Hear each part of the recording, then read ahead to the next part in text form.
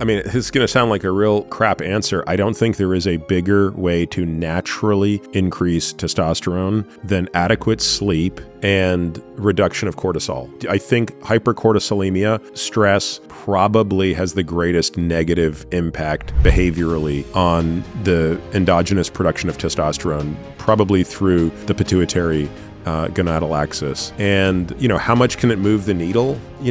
Probably to the tune of 300 or 400 nanograms per deciliter. So if you're not sleeping well and you're under a lot of stress, it's very easy to end up hypogonadal. And therefore fixing that, I think, is far more beneficial than sort of the litany of supplements out there that may or may not have marginal benefit. Now, for women, there's a different answer, but for men, I would say that that's the answer. The hard charging dude that's, maybe mid-20s, crushing it in the office, going to the gym, maybe partying on a weekend once or twice, bit of alcohol, whatever. This becomes kind of vicious feedback loop, which is precisely why men are looking to things like TRT, because of how hard they're potentially pushing themselves during the week. Yeah, and I think that, so to that guy, what I would say is, why do you want to replace your testosterone? So let's say he goes and gets checked out and his testosterone is 300 nanograms per deciliter, which, probably puts him at the 10th percentile for a man his age. So undoubtedly that would qualify as hypogonadism. So the question is, do you want to fix that because you don't like the number? Or is there a symptom we're trying to fix? And if the symptom is what we're trying to fix, then I would say, let's fix that symptom, i.e. poor energy,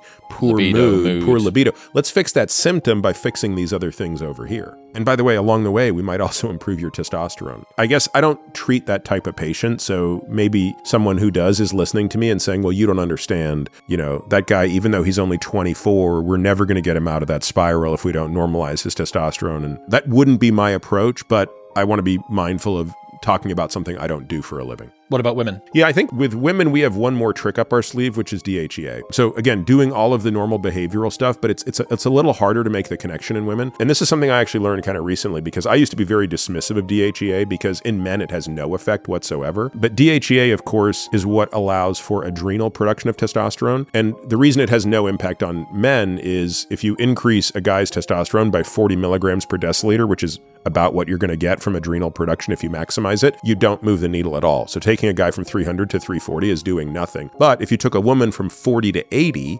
What's a typical woman's range? Well, it depends by age, and it also somewhat depends on where she is in her cycle. But I would say, normal for a young woman might be 60 to 100 nanograms per deciliter.